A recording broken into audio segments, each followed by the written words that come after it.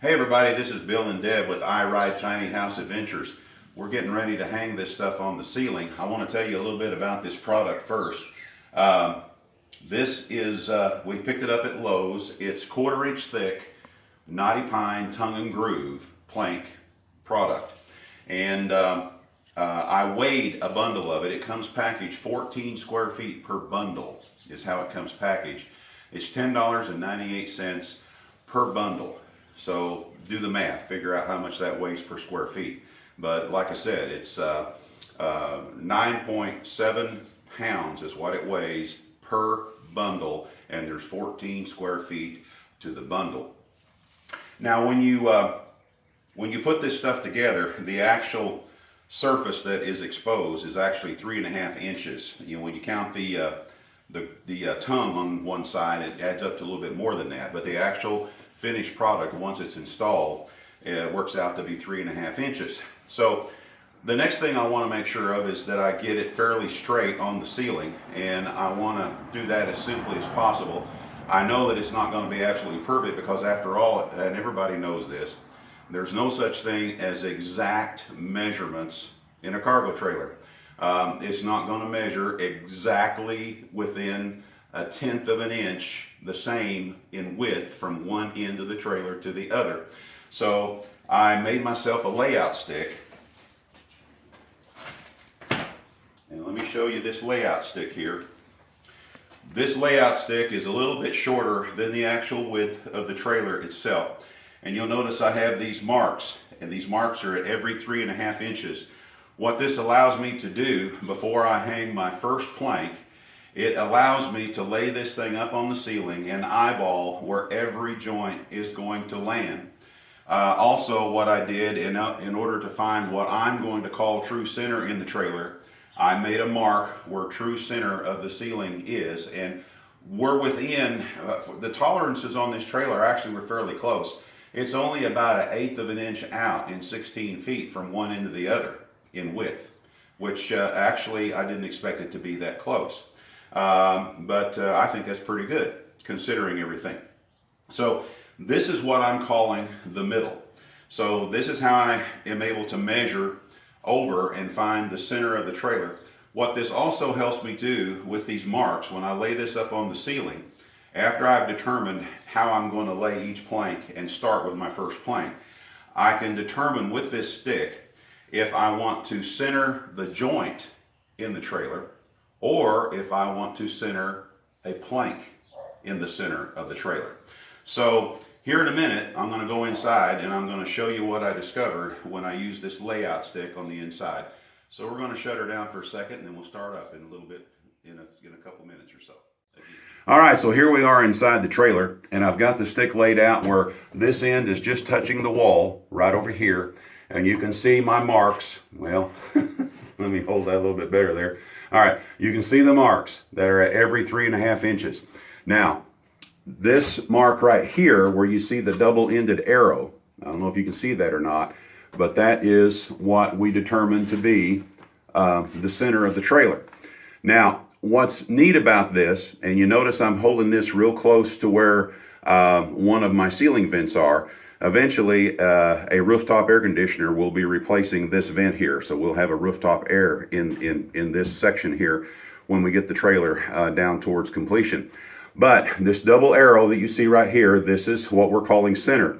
What I can do with this, because I want to make sure that I don't have to put a little bitty strip over here or a little bitty strip over here, I can see where every single joint lands by looking at these marks. And by looking at this, I see that I've got a joint that's going to land about right in there. I hope you can see that, which means, you know, I'm going to be coming across this. There'll be a full plank right here, so it's going to go past that, and that's okay. The next plank will land right here and go on over here, so I'll just have to notch that plank to fit this when I go up there to lay it up. Coming over here, the same thing. It's going to end up where this plank will land past this edge, and the next plank will join right in this center part of this piece here. So I know that it's going to fit good around these vents. Now, if for some reason it didn't fit good, if for some reason I ended up where I had to have a little sliver on one side or the other, and I don't want that, what I would have done is moved the fictitional center over one way or the other to make certain that I had a good sized chunk of plank that's going to straddle these pieces real good without having to put in a little bitty sliver. I learned this trick when I was installing ceramic tile. Too many people would just simply make a mark in the middle of the room and start there in the middle laying their tile, and then when they get up to a cabinet they have to try to stick a little bitty 1-inch piece of tile up against a toe kick, and that looks ugly. All they would have had to have done was to move their center, their fictitional center, 1 inch one way or the other, and they could have eliminated that, and it would have looked a whole lot cleaner. Unfortunately, what a lot of unscrupulous installers would end up doing is just filling that full of grout, and that is about as ugly as you can get. And so these little things I learned, and I learned it, by making out a layout stick. Then I could establish the center of the room, lay the layout stick on the floor, slide it back and forth. I could eyeball and see where every tile was going to land when we come up to a cabinet and things like this. So I'm utilizing the same basic principle here. Now, by the way, I was bragging a minute ago about the tolerances of the trailer from one end to the other, and they did real good when it come to that. But I've got 2 ceiling vents. I've got a ceiling vent here, which is eventually going to house the overhead air conditioner. And I've got another ceiling vent down there, which will eventually house the max fan. They're not centered. One is a little off from the other. So when I go to build my chase, which will run down the center and all the wiring and stuff running down it, and it'll be 3/4 of an inch drop down, I'm going to have to figure out a way to design that chase so that it camouflages that, I'm telling you the good with the bad. And, those are things that happen. That's not exactly centered as far as the vents are concerned. But we'll figure that out when we get to that point. That's what I do. I lay awake at night and think and think and think. Consequently, I don't get a whole lot of sleep. Anyway, we're going to move on to the next thing now. We're going to, and I will say this right quick before we move on. I decided to start my first plank, not all the way up to the edge, but I'm going to start my first plank out here. So I was able to also use this layout stick to mark where I want my first joint to be, which is right here. So I was able to mark it there and mark it down at the other end, and then we snap the line. So our first plank will fall right along this line, and then we'll finish it out from there back, and then we'll start stacking out and going the other way. So anyway, that's what we're going to do next. I hope you understand what I'm talking about here. I hope I was able to explain it in such a way that it makes sense. And I hope you're not shocked that you've discovered that I'm going bald. But I always try to be on camera wearing a hat. I try to avoid being on camera altogether. But anyway, so now you know. Anyway, well, we're going to move on. I'm ready to start sticking some planks on the ceiling. So we'll come back and see you here again. All right, everybody. We got the first row up. If you'll point that up there to the first row right here, and back up a little bit and run down so they can see it. This was the very first plank that we put up. Actually, 2 planks end to end. Don't trip there over the hose, dear.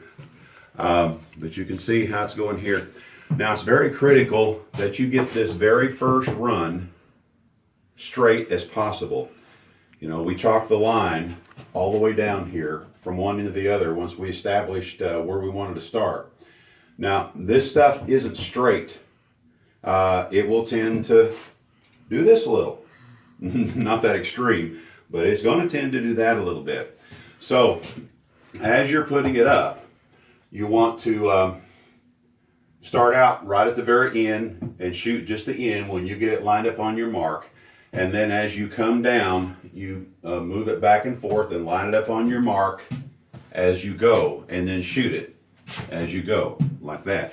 Now, what we're using, if I can find it here, we're doing this in 2 different ways. One is we are putting a dab of this Gorilla Glue adhesive on the back of the plank, right where these furring strips are, where they're going to line up. And then we're shooting them on with this little brad nailer here, And we're using 3/4 inch long brad nails. I believe they're 18 gauge, and that's what this gun shoots right here. Now, one thing that my father-in-law taught me years ago, and he was a carpenter practically from the day he was born until the day he passed away, and he was quite a man. But one thing that he taught me, and I've used it since, and we're going to see how it works out here. Your light's on. My light is on? Thank you. Is that better? Yes. Okay. Well, I wanted them to see my really cool light and how cool I look in it. Not really, but anyway. Now they can see my facial features. Ugh. Anyway, one thing that my father-in-law taught me, and he said, when you notice folks putting decking down on a deck, and lots of times they'll shoot 2 nails at each joint. And then later on you'll come back and you'll see where the wood has expanded or contracted, which it will do, especially in an exterior situation. And you'll see where it's split around those nails. And he always told me the reason why is because they put 2 nails on each joint, and those 2 nails kept that wood from being able to move like it needed to move. So he said, always when we're doing decks on the houses that he built, and I worked for the company for a few years, and that's where I learned some of my carpentry skills. Always when they're doing decks, they always simply just shot 1 nail in the center of each board over each joint, over each joist when they were going. So this is what I'm doing here, but I'm also using this Gorilla Glue adhesive and dabbing it on the back as well. Now what's cool about this Gorilla Glue adhesive, the composition of it is very similar to the type of adhesives we use to install hardwood flooring over concrete. And of course concrete expands and contracts at a different rate than the hardwood floor does on top. And when you're installing hardwood floors, you have to allow for expansion and contraction. That's part of it. We have to make sure that we don't have it fitting too tight against the walls. Sometimes if you walk into a house that's had hardwood flooring installed, and if you see where some of the joints have peaked like that, maybe not that extreme, but you see some of that going on, it's probably because it was installed too tight around the edges, and when it tried to expand with the seasons, it pushed against each other, and eventually it popped up a peak.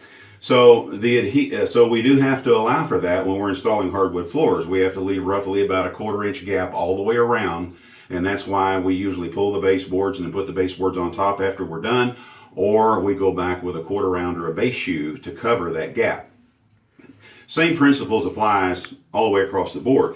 But the adhesive, like I said, since concrete expands at a different rate than wood does, they have to build into the adhesive, if you will, an ability for it to be flexible and to move with the expansion contraction of the product that's going down. And this product here has the, utilizes the same feature because it is flexible. It is flexible. So it costs more money. I've talked about that before. But what we're doing as we lay these up, we're actually just shooting 1 brad in the center, but we're putting a dab of that adhesive across the back of the board on every joint, everywhere where you see a furring strip. And this will still allow for a little bit of expansion and contraction. So, now another thing about this product too, it is rustic in nature. It is rustic in nature. So, when you get ready to lay it up, look at your groove side and make sure that you don't have a little bit of splintering, going on that's getting in the middle of that groove. Because if you don't go along and clean that out a little bit, you're gonna be playing hell trying to get this stuff slid together. Oh, I'm sorry. Didn't mean to use that word. Anyway, you ain't gonna like it. You're gonna get very frustrated. So, hey, just keep in mind that it's rustic in nature to begin with. Go ahead and clean all those little pieces out and don't worry about the stress. Now, another thing that I did here that makes it a little easier to mark where the glue is, I went along the wall here, and you can see where I have these marks. Now, these marks will be covered up with cabinets eventually be covered up with overhead cabinets. But everywhere where you see this mark with these little arrows, that marks the center of this furring strip.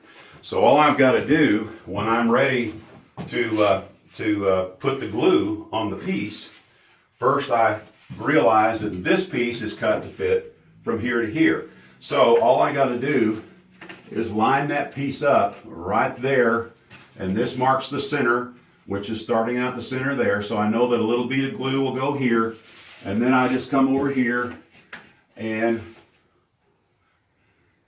put another mark here, and I know that that's where I've got to put a bead of glue there, and then it's obviously I've got to put a bead down here at the end. So I don't even really need to mark that. I don't even really need to mark this one because I know that I've got to put a bead of glue there. So, and that's what we do. So let me go ahead and put that bead on here. All right, quick. I don't know that Deb will be able to keep shooting video. You know what I did? Watch out for that too. It's a good thing I'm using a pencil. I marked that on the wrong side. Yeah, she's not happy with me, can you tell? All right, this is the finished side, but we can erase that. So, oh, shoot. Anyway, yeah, I know. And now my pencil's gone. My wife is sabotaging me. I know that's what she's doing. Anyway, Just be lucky I don't make you pitch that one and cut a new one. We can fix it. It'll erase out. Oh, let me show you. Here, let me show you. Yeah, show me.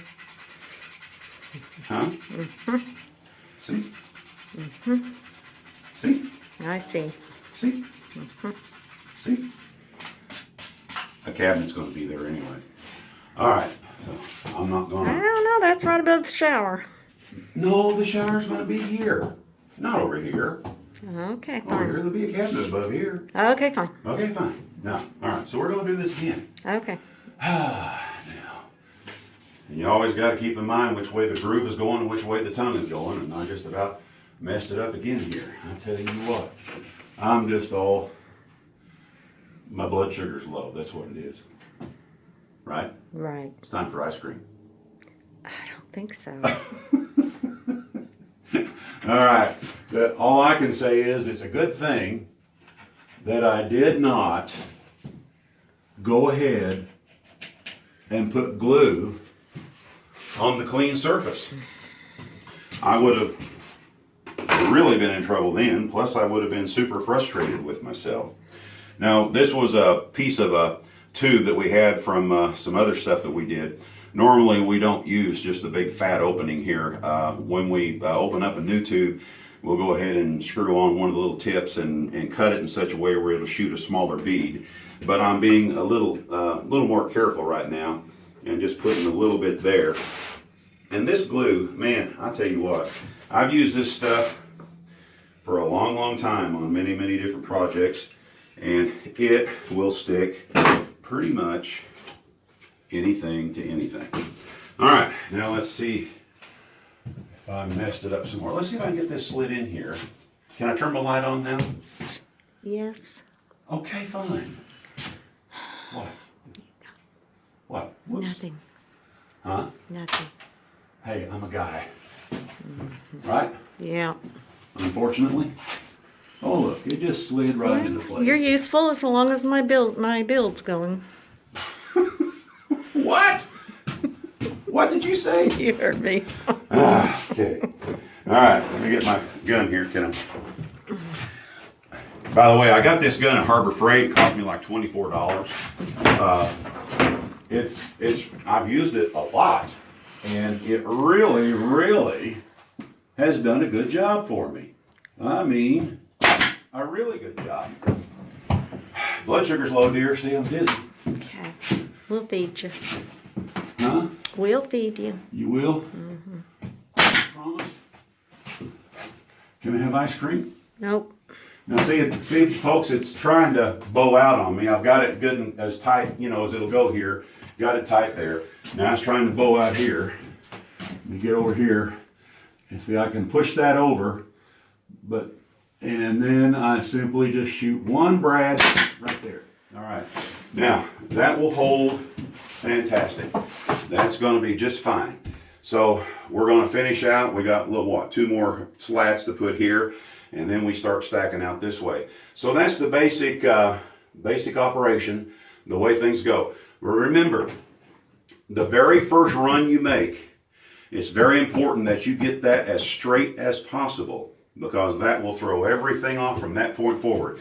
If you don't have this first run as straight as possible, because this stuff wants to give it this, you know, it'll create all kinds of issues as you start stair-stepping down. So just keep that in the back of your mind. Get that first run straight. If you get that first run good and straight, everything else will go a whole lot better. You're still gonna have to fight it here and there and stuff like that, no matter what. It's just the nature of the product. But getting it as straight as you can with that first run will make all the difference in the world. Okay, we'll come back here in a little bit and show you a little bit more here in a little bit. But I think right now you got the gist of everything. I'm gonna try to talk her into letting me have a little bit to eat, because I know my blood sugar is just really low. I'm probably going to go into a coma here in a minute because my blood sugar is so low. Say goodbye. Do we have ice cream? Say we'll be back. What? I'm good. Okay, you are? This is the next day. This is as far as we got yesterday before we had to shut down and get ready for a company that was coming that evening. You can see it went together pretty good. It's really holding up there really, really good. We'll continue to stair-step it on the rest of the way out and eventually make it all the way across the ceiling. We'll be working at it a little bit each day as we have time. There's a lot that I'd like to say right now, but I'm trying to keep the videos shorter. You're going to have to bear with me. I'm still learning. This one's going to end up being longer than I want it to be. But what I will do is I will, things that I really wanted to talk about right now, I'll probably describe more so in the comments, in the description, actually, is what I should say. So I encourage you to read the description after you get done watching the video, if you wish. And I'll go into a little bit more detail about things and what some of our future plans are from this point forward. I will say this, there will be some cabinets that will go from the floor all the way to the ceiling, from the floor all the way to the ceiling, up and down the length of the trailer. It won't be the full length of the trailer, of course, but we will have cabinets that do run from the floor to the ceiling in a few spots down the side of the trailer and also over here as well. And this will also act as support for the ceiling if you're concerned about weight and everything. But keep in mind too, again, this stuff only weighs 0.69 pounds per square foot. 0.69 pounds per square foot. It weighs practically nothing. But anyway, this is what it looks like. We're gonna keep working at it a little bit each day until we get this all done, and then we'll show you a brief video what it looks like when we're all done. So we're gonna sign off for now. You look better today than you did yesterday after we quit working. That's a good thing. Very good thing. You always look good. Yeah, But anyway, and by the way, folks, I did not get ice cream, but I did get brownies. But I got a little bit of laryngitis going on right now. What in the world is that about? I do not know. Anyway, this is Bill and Deb with I Ride Tiny House Adventures. We're going to sign off. We'll try to keep the videos shorter from here on out. Bear with me for a little bit until I learn. I'm still learning. I apologize, but we'll talk to you again in a week or two. We'll see you. Goodbye.